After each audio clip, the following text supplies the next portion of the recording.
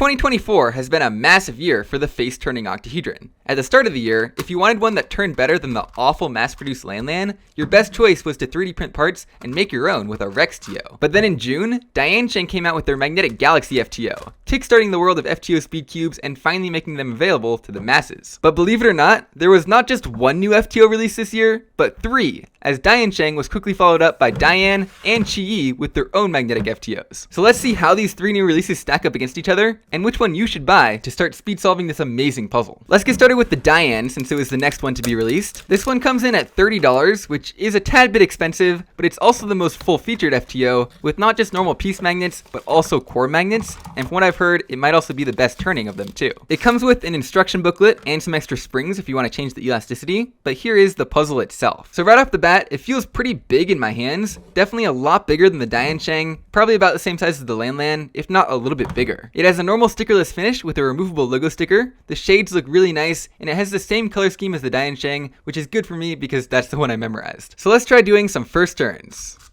Okay, oh my gosh, now that is an FTO speed cube. I'm still far from an expert when it comes to fast FTO finger tricking. I feel like part of that comes from the limitations of the DaYan. Don't get me wrong, it's so much better than what we had before, but it still is a little bit locky at times. And the really annoying thing is, you really can't loosen it at all without it becoming totally unstable and exploding. So it's always just felt a little bit on the tight, catchy side. Whereas as soon as I picked up the DaYan, it just gave me so much more confidence. It's not catching every other turn, it feels so much more stable. Honestly, it feels like I could loosen it a ton and it would still be perfectly fine. The corner cutting on both layers is so much better and more effortless than on the DaYan. It even has a little bit of reverse corner cutting, which is pretty incredible. The turning itself is smooth and much faster and more effortless than the DaYan, making that magnetic click at the end a lot more pronounced. And because of those core magnets, it means that you can pretty much do a flick and it'll almost always end up aligned. If I try and do that exact same thing on the DaYan, I have to put in a lot more force, and as you can see, it hardly ever ends up being perfectly aligned. So in short, if the LAN were like a Rubiks brand, I think the DaYan would be like an entry-level budget speed cube, and the DaYan would be like your magnetic ball core flagship. Sure, the DaYan was a great stepping stone, but the DaYan is going to be what all the good solvers use moving forward. So now real quick, I just want to take a look inside this thing at the Mechanism to see how they've managed to come so far. And right off the bat, I can say this thing is not going to have a popping problem. That was hard to get out.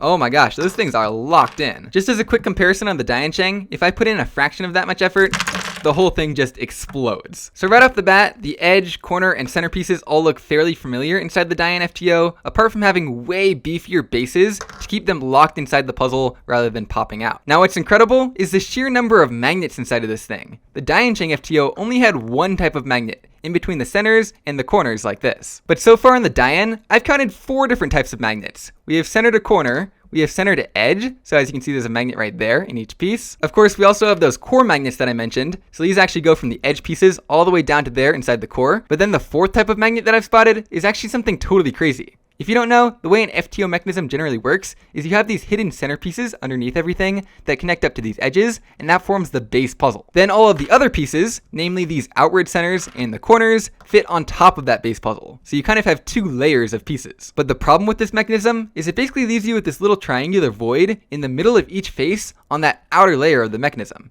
And as you can see, DaYan actually decided to make their own little piece that fits in that void. Now confusingly, this has to be a separate piece from the other hidden centerpiece because this one is on the lower shell and this one is on the upper shell. So they actually turn separately from each other, as you can see right here. But to keep everything in the right spot once it's aligned, that's right, they added an extra pair of magnets just between the hidden inner centers and the hidden outer centers. Cool, right? So just having these extra pieces in general to fill in that big void, along with the sheer number of extra magnets, are 2 of the reasons that the DaYan is so much more stable than the DaYan. Now before I get too ready to declare this thing the best FTO in the world, let's not forget there's still another new FTO on my desk, the QiYi. I got the magnetic version of this puzzle for $22, a little bit more than the DaYan, but you can also get the non-magnetic version for just $15, which is cheaper than anything but the LAN. This time around, instead of stickers or stickerless, we actually have these nice built-in tiles, which gives you that nice black look while still being a lot more durable. The logo is not removable, but the shades do look really nice, and it does once again have the same color scheme as the DaYan, which is good for me. Once again, this puzzle is about the same size as the LAN FTO, making the DaYan by far the smallest on the market. I really have no idea what to expect from the turning, so let's try it out.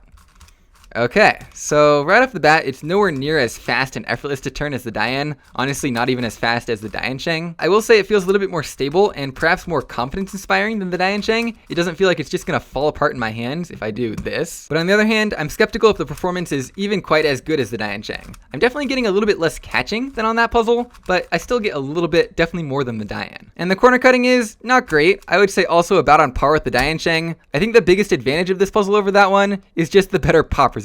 Like, this is pretty hard to get a piece out. The mechanism on the inside looks pretty basic and similar to what we've seen before. None of those fancy extra magnets or features as on the DaYan. The only type of magnets that we have on this puzzle are just from corner to center. I did just go ahead and loosen this puzzle a little bit because it did feel very tight out of the box, and I would say it feels a lot more usable now, although a little bit more catchy. I feel like it's a bit of a toss-up between this one and the DaYan Sheng. I like that this one feels a bit more stable and isn't gonna pop, whereas I like the faster speed and smaller size of this one. I think if you just want the cheapest acceptable FTO, then the non-magnetic QiYi might be the best option, but if you think you might ever want to do any speed solving, then just cough up the $30 and get the DaYan. These two just aren't even relevant in comparison, but of course there'll be links to all three down in the description, and you can use discount code Z3Cubing at thecubicle.com to get 5% off any of them. So now that I've given you my thoughts on these particular puzzles, I'm going to finish off the video with a split screen solve of all three of them so you can see how they perform, but I also want to take this time to talk about FTO in general, because clearly we have seen a lot of movement just in the last year. A lot of people have talked about making this puzzle into a new WCA event, and it seems like we finally passed that first hurdle of getting enough people interested in it so that cube companies will see that, make good versions of it, which will get even more people interested, and on and on and on until there's finally enough people to actually support at competitions. So if you want to be a part of that, definitely go buy one of these, learn how to speed solve it, it's a lot of fun, and tell your local competition organizers to hold it as an unofficial event. Also, right now is a great time for this because the WCA just released a public survey